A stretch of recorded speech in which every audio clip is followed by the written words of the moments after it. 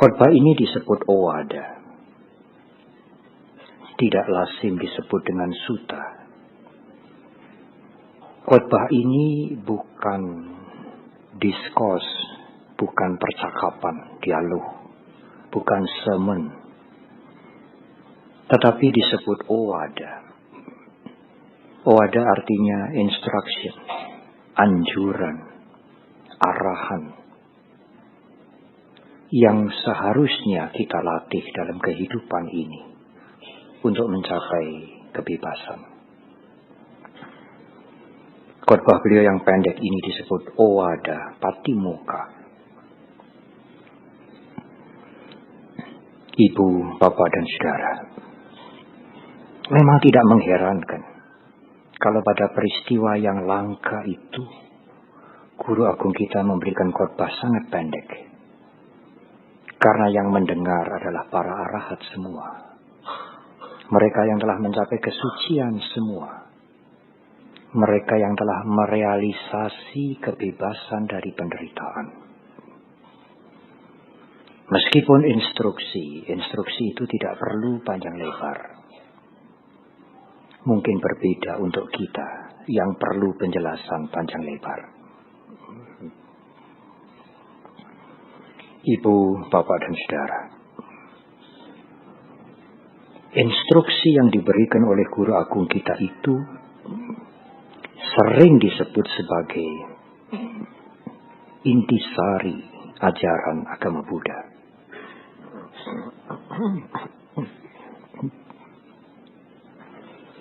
Seseorang mungkin akan memberikan komentar, Bante, bukankah intisari ajaran agama Buddha itu 4 kebenaran mulia? Cattari Arya Satchani yang dikhotbahkan oleh guru agung kita pada purnama di bulan Asada, pada saat beliau memberikan khotbah pertama. Benar, saudara. Tetapi 4 kebenaran Arya itu adalah uraian filosofis. Sedangkan owada patimokkha ini sama sekali bukan uraian filosofis.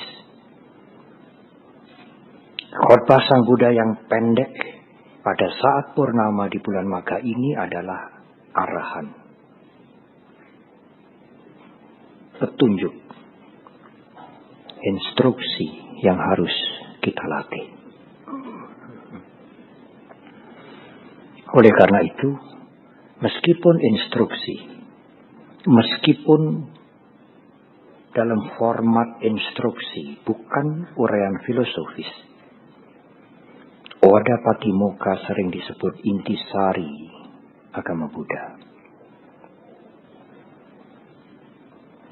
Suatu saat Anda bertemu dengan teman-teman, dan teman-teman Anda bertanya kepada Anda, apa toh sebenarnya inti ajaran agama Buddha itu? Apa intinya? Kalau saya ingin tahu. Bagaimana saudara harus menjawab? Yang mudah. Yang tidak sulit. Yang tidak perlu penjelasan yang rumit. Atau mungkin saudara ingin mengetahui sendiri.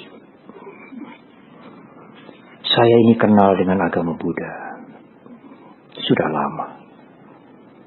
Tetapi apa sesungguhnya intisari ajaran agama Buddha itu?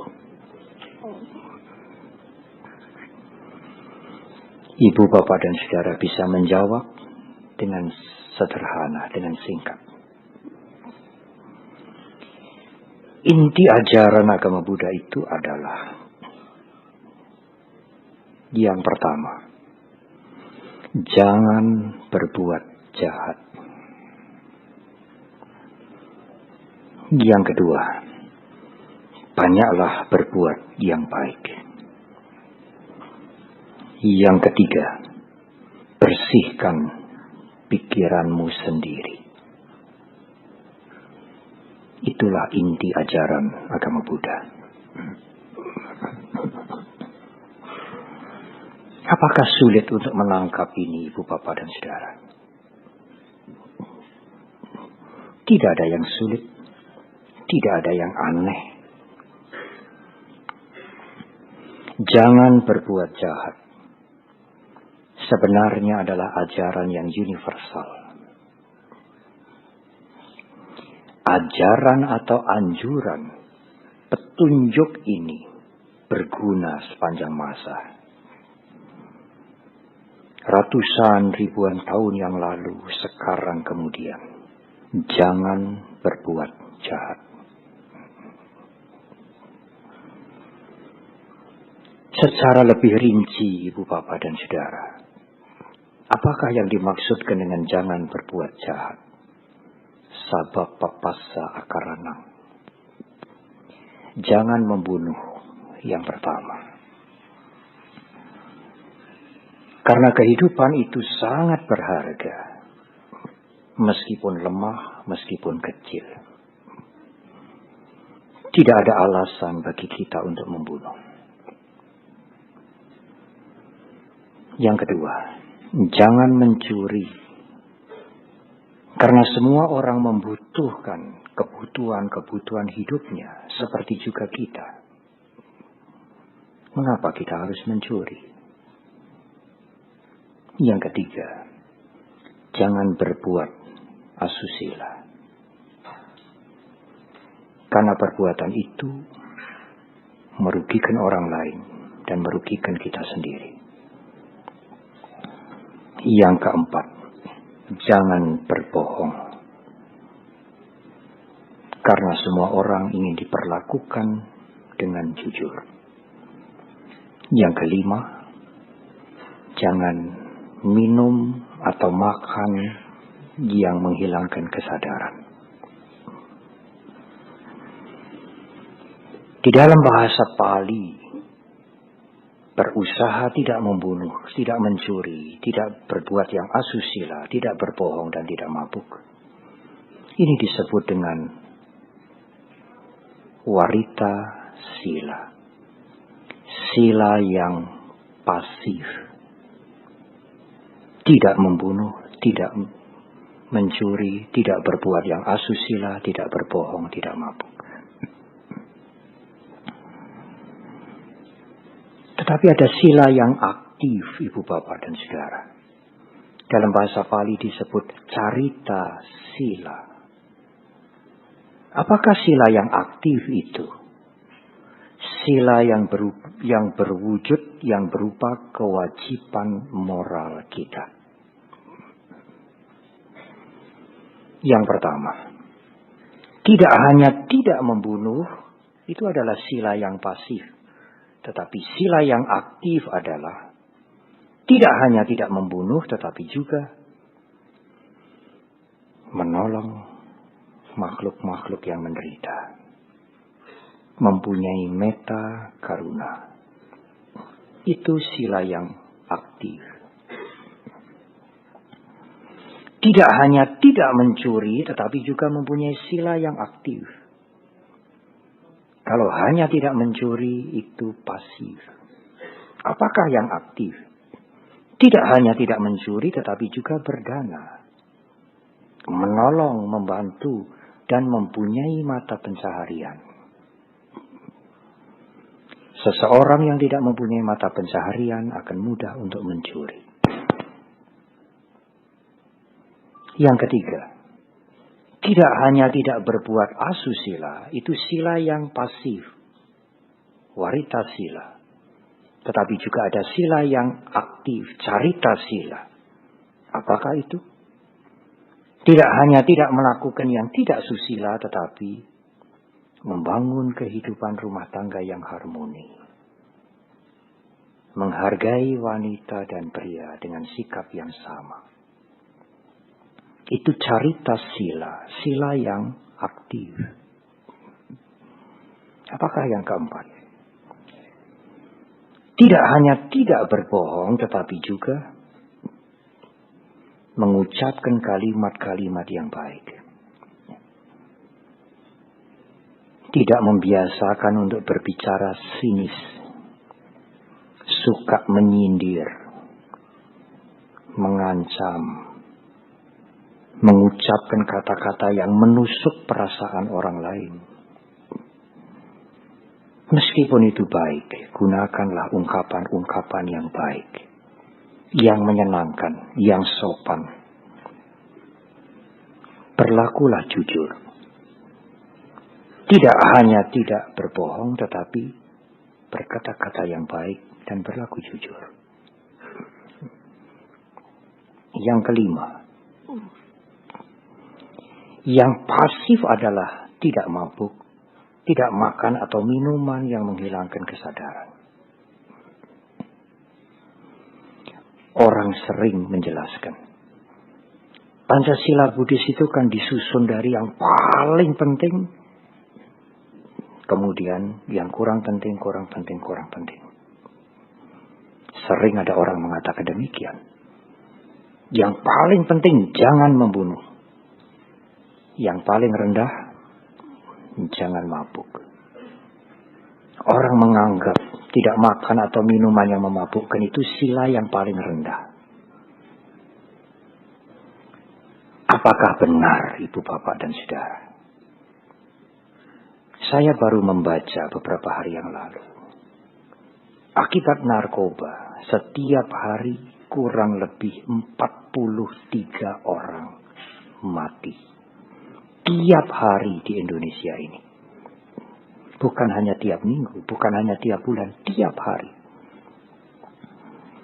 Saudara bisa mengalihkan 43 kali 30 kali 12. Berapa belas ribu orang yang meninggal setiap tahun.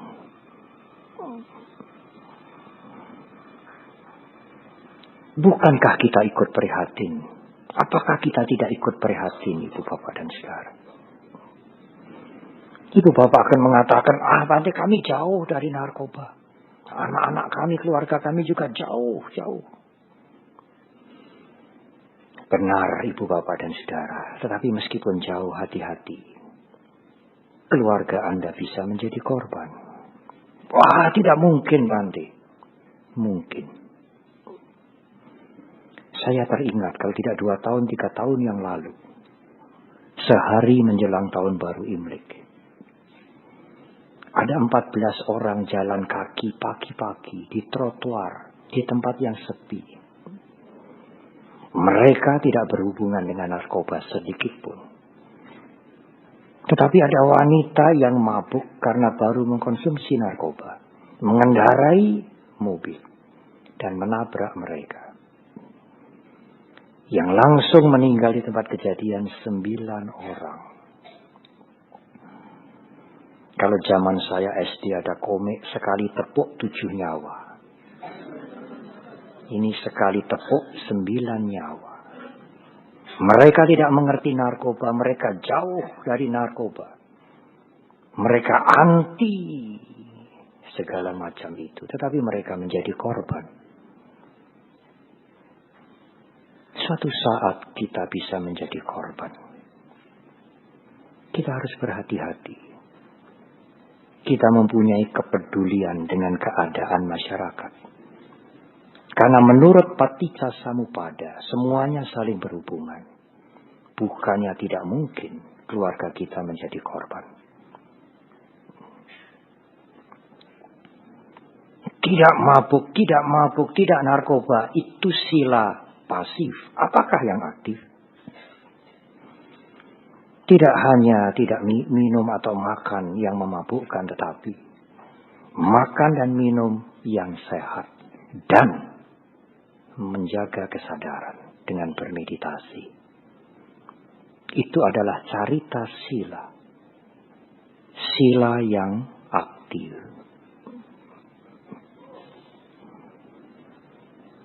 Ibu, Bapak, dan Saudara.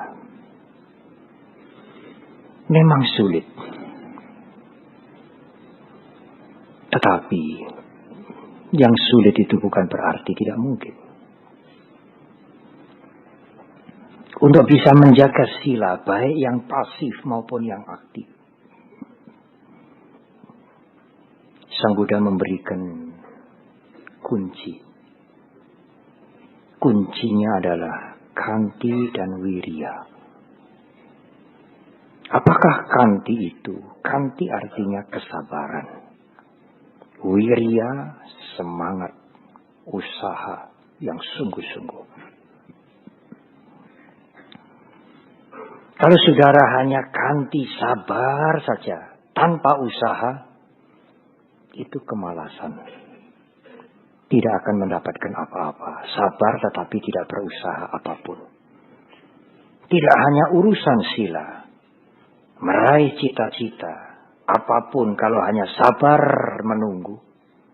Tanpa usaha. Apa yang bisa kita dapatkan? Yang kedua adalah wirya. Sungguh-sungguh semangat yang berusaha untuk tidak kendor. Tetapi usaha yang penuh semangat tanpa kesabaran juga hati-hati ibu bapak dan saudara. Bisa menghancurkan kita dan menghancurkan orang lain. Saudara hanya ingin cepat, ingin cepat, tanpa kesabaran. Itu bisa menjadi kejahatan. Kesabaran dan usaha. Kesabaran dan semangat. Semangat, tetapi juga membutuhkan kesabaran. Apapun yang kita lakukan, menjaga sila, melakukan kebaikan, meraih cita-cita, di bidang apapun, semuanya membutuhkan usaha, tetapi juga kesabaran. Satu gedung berdiri seperti gedung ini. Pada waktu proses berdiri, tidak serta-merta. Pak Mediarto mengatakan 10 tahun lebih Bante ini. Berusaha tetapi dengan kesabaran. Sabar tetapi juga berusaha. Demikian juga di dunia pendidikan. Anda hari ini masuk perguruan tinggi, tidak mungkin besok akan lulus sarjana. Jenius seperti apa? Ada proses yang harus dilalui. Hukum alam tidak pernah mengenal meloncat. Proses yang harus dilalui itu membutuhkan kesabaran. Kalau di desa saya berbicara kepada para petani, Anda menanam benih yang unggul, biji jagung misalnya. Oh, ini luar biasa, ini benih unggul. Bapak-bapak tidak bisa menanam hari ini dan panen besok pagi. Ada waktu berproses jagung itu tumbuh. Untuk nanti tiba waktunya Anda panen. Proses itu membutuhkan kesabaran. Tetapi harus menanam dan menjaga tanaman itu. Kalau hanya kesabaran tidak pernah menanam, Anda tidak mendapatkan apa-apa. Tetapi kalau saudara menanam dengan buru-buru panen, juga tidak mungkin. Guru agung kita sangat tepat. Kanti dan wirya, kesabaran dan semangat berusaha. Semangat berusaha dan kesabaran. Tidak bisa diambil salah satu. Kedua-duanya harus selalu bersama-sama. Itulah kunci untuk berhasil. Menjaga sila ataupun mencapai cita-cita.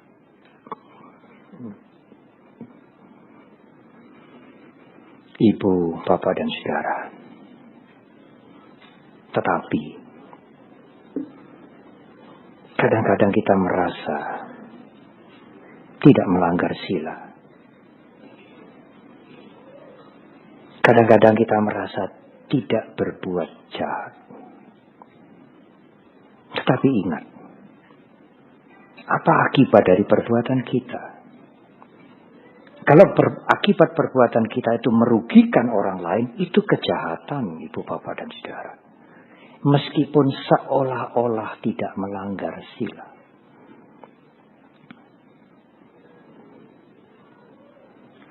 Pada tanggal 28 Februari,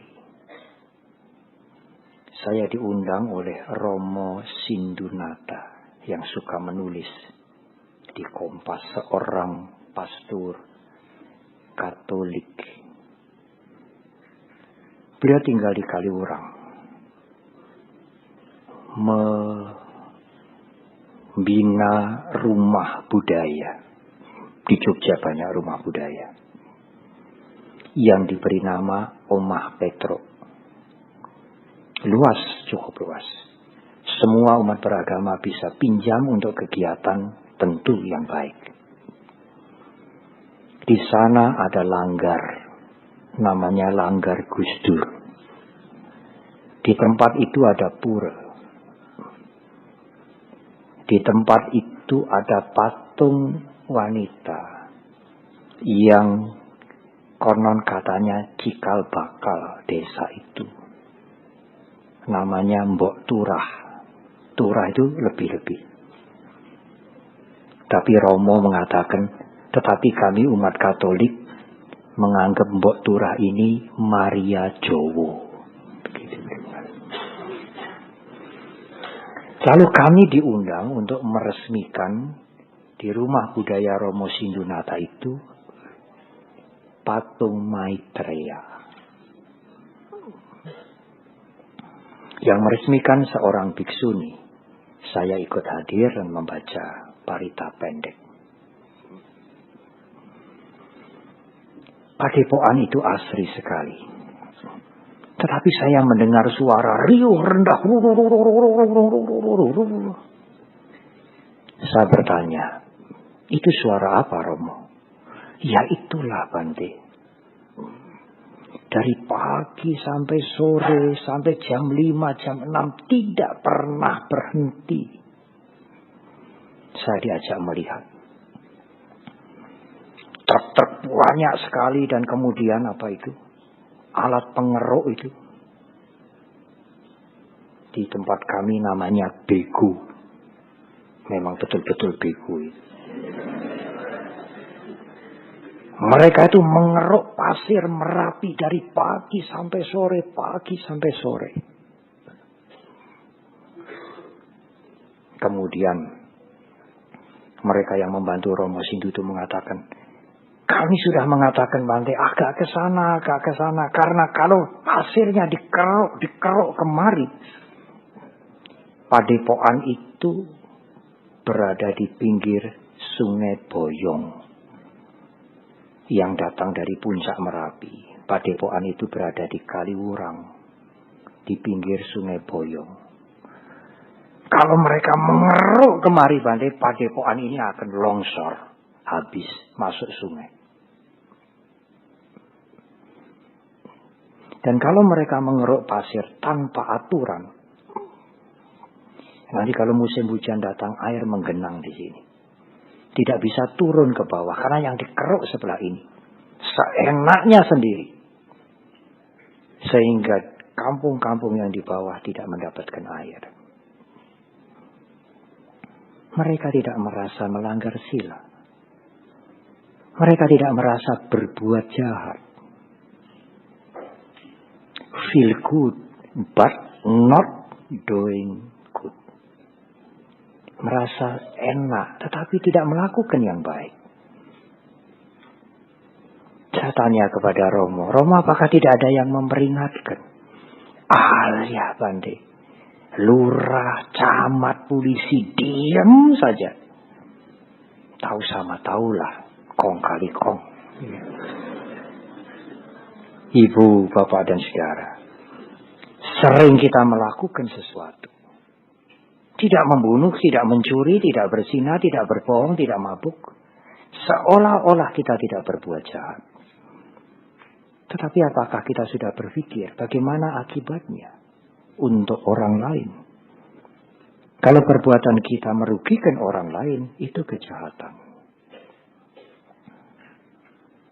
Sudahkah kita concern, peduli pada orang lain?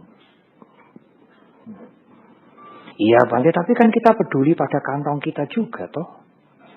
Memang kita peduli pada kantong kita, tetapi jangan mengganggu orang lain. Tidak salah kita peduli pada kantong kita, tetapi merupakan kejahatan kalau apa yang kita lakukan merugikan orang lain.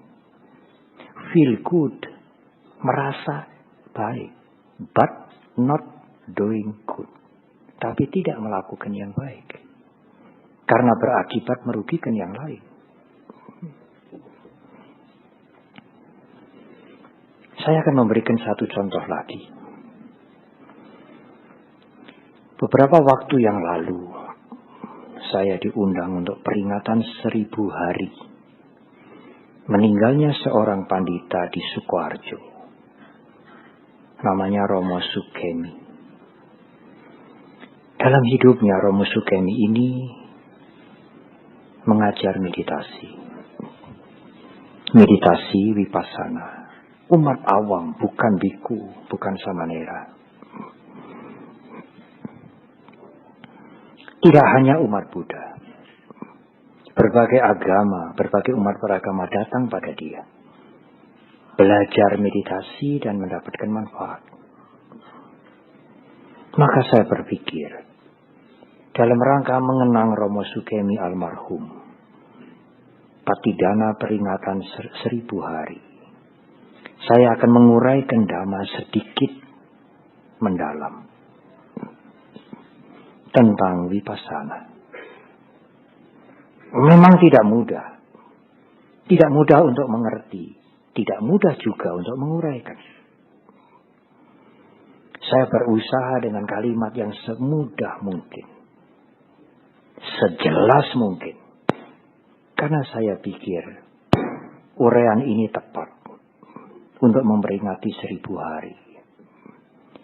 Seorang umat yang dalam hidupnya mendedikasikan hidupnya untuk mengajar Vipassana. Saya sering diantar oleh sopir, namanya Budi. Dia seorang Muslim. Mengantar dan membantu saya, tetapi dia bukan sopir wihara, sopir umat, yang mobilnya sering dipinjamkan kepada sangga. 20 tahun lebih Budi mengantar saya dan dia mendengar dhamma. Pada waktu saya menguraikan Vipassana yang agak sulit dan saya berusaha untuk menggunakan kalimat-kalimat semudah mungkin. Karena itu di desa. Sopir Budi mengatakan, saya ikut mendengar, Bante.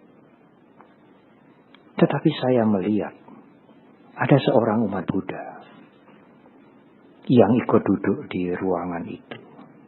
Yang pada waktu Bante menguraikan Vipassana, omong saja. Jupres. Temannya diajak omong terus. Temannya sampai risih. Mau tidak menjawab, dia orang tua. Kalau dijawab dia rugi, tidak mau mendengarkan. Karena mendengar dhamma tidak sekadar mendengar. Kalau Anda sekadar mendengar, Anda bisa mendengar, tapi tidak bisa mengerti. Dhamma itu membutuhkan perenungan. Dhamma tidak sekadar menawarkan, hei, Anda percaya apa enggak sih? Tidak. Mendengar dhamma tidak sekadar mendengar. Kalau Anda sekadar mendengar, Anda bisa mendengar, tapi tidak mengerti. Ibu, bapak, dan saudara. Orang yang bicara melulu waktu dhamma diberikan. Mereka merasa saya tidak berbuat jahat. Saya tidak berbohong, saya tidak mencuri, saya tidak berzina. Tetapi perilakunya itu mengganggu orang lain. Dia tidak peduli pada orang lain yang ingin mendengar dhamma. Dia hanya senang untuk dirinya sendiri. Orang lain rugi, dia juga rugi, tidak mendengar dhamma.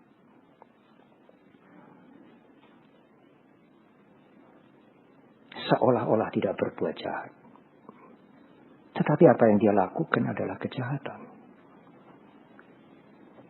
Kalau misalnya dhamma sedang diberikan oleh siapa saja, biku siapapun, umat siapapun, dengarkan.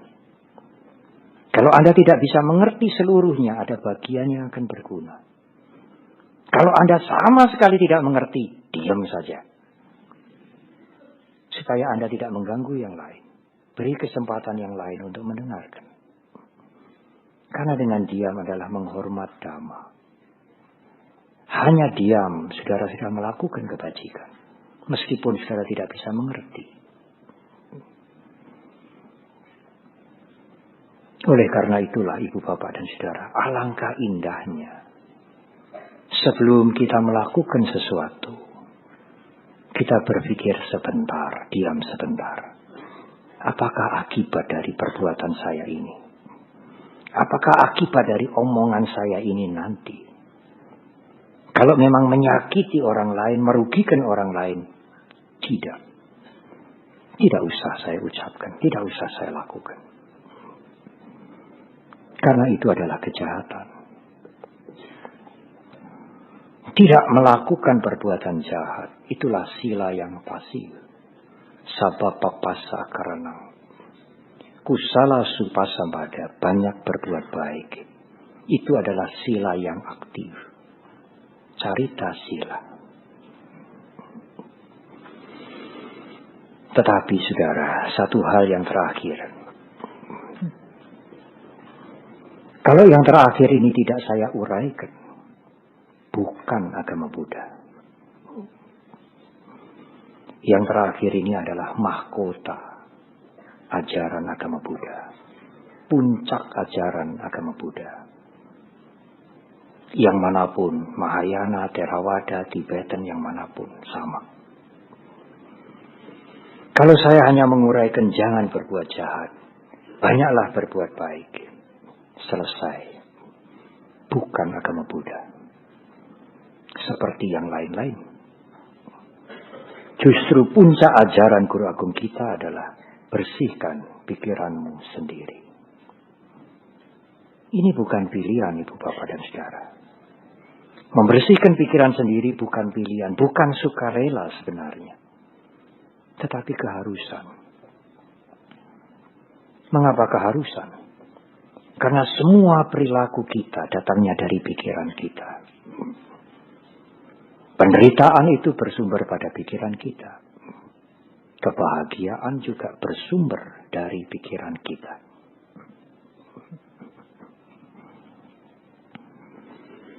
Saya pernah membaca National Geographic yang satu rubrik yang menguraikan tentang agama Buddha di dunia barat. Tiap-tiap tahun mereka berkumpul bersama-sama di satu tempat bekas penjara Nasi. Yang di penjara itu 1 juta manusia dibunuh. Menarik sekali rubrik artikel itu, ada gambarnya. Kemudian ada pertanyaan, apakah sebab semuanya ini bisa terjadi? Sebabnya tidak lain ada di dalam diri manusia. Pikiran. Bagus sekali. Sebabnya ada di dalam diri manusia. Pikiran. Kalau Anda tidak mempedulikan pikiran Anda, membersihkan dengan meditasi, Anda tidak mungkin berhasil untuk mencegah perbuatan yang buruk dan menambah kebaikan. Anda sering mengeluh, mengapa Bante saya gagal menjaga hawa nafsu, saya gagal. Saya melakukan lagi hal yang tidak baik. Iya memang. Usahanya berkali-kali gagal. Karena sumbernya dibiarkan. Sumber perbuatan buruk adalah pikiran. Sumber perbuatan baik juga pikiran. Penderitaan berasal dari pikiran. Kebahagiaan juga bersumber dari pikiran. Cobalah Anda bermeditasi. Semampu-mampunya. Tidak bisa baik, tidak apa-apa, tetapi lakukanlah. Kalau Anda tidak bermeditasi, Anda tidak lengkap sebagai umat Buddha. Ajaran agama Buddha tanpa meditasi bukanlah ajaran agama Buddha. Buddha Dhamma atau Buddha Dharma tanpa meditasi bukanlah Buddha Dharma. Meditasi adalah puncak ajaran Guru Agung kita. Satu-satunya cara untuk membersihkan pikiran kita. dari pikiran yang bersih, dari sumber yang bersih. Tidak mungkin mengalir air yang kotor. Air yang kotor hanya mengalir dari sumber yang kotor. Kalau Anda membersihkan sumber itu, dan sumber itu adalah pikiran kita, maka ucapan dan perbuatan kita otomatis menjadi baik. Ibu, Bapak, dan Saudara, inilah inti ajaran agama Buddha. Inti ajaran semua agama Buddha. Bahkan inti ajaran para Buddha. Jangan berbuat jahat, banyaklah berbuat baik. Bersihkan pikiran kita sendiri dengan bermeditasi. Inilah ajaran semua Buddha. Marilah kita maju terus, Ibu, Bapak, dan Saudara, dengan kesabaran dan dengan semangat yang terus-menerus. Untuk membersihkan pikiran kita, untuk hidup bahagia, dengan melakukan kebajikan, dan menghindari perbuatan-perbuatan yang buruk. Selamat merayakan Hari Raya Magha atau Magha Puja. Semoga Sang Triratna selalu memberkahi kita. Terima kasih.